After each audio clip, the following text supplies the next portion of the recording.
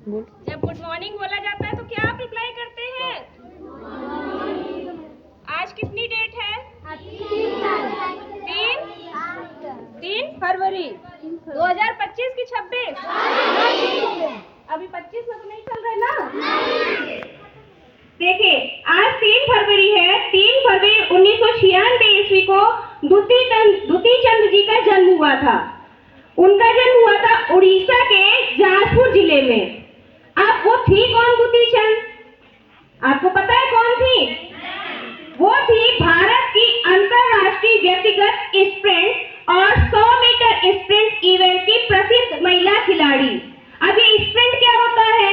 Sprint होता है जो हाई जंपिंग होती है, ठीक है, उन्होंने की थी। वो पहली भारतीय महिला थी। दूसरा, आज है सुहासिनी गांगुली का भी जन्म आज ही के दिन हुआ था और उनका जन्म 1909 में खुलना बंगाल में हुआ था। कहाँ हुआ था? किसका जन्म? सुहासिनी गांगुली का। किसका?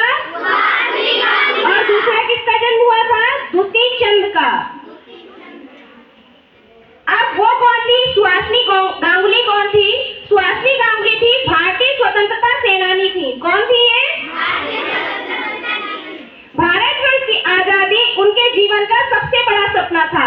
यानी कि उन्होंने कब फ्रीडम फाइटिंग की है? जब हमारा देश आजाद नहीं हुआ था, तब उन्होंने भारत की आजादी के लिए लड़ाई लड़ी थी। सुहासिनी गांगुली का घर क्रांतिकारियों के लिए उसी तरह से पनाह का ठिकाना बन गया था जैसे भीखाजी कामा। भीखाजी कामा जानते हैं आप कौन थी? भीखाजी कामा कौन थी? भीखाजी कामा थी पहली बार तिरंगा को फहराने वाली महिला। भीखाजी कामा कौन थी?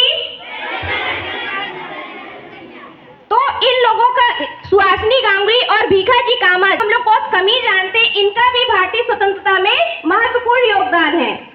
चलिए, अब आज का विचार है, आज का काम कल पर मत छोड़ो। ये किसका विचार है? बेंजामिन फ्रैंकलिन का। किसका है विचार? क्या विचार है? गुड।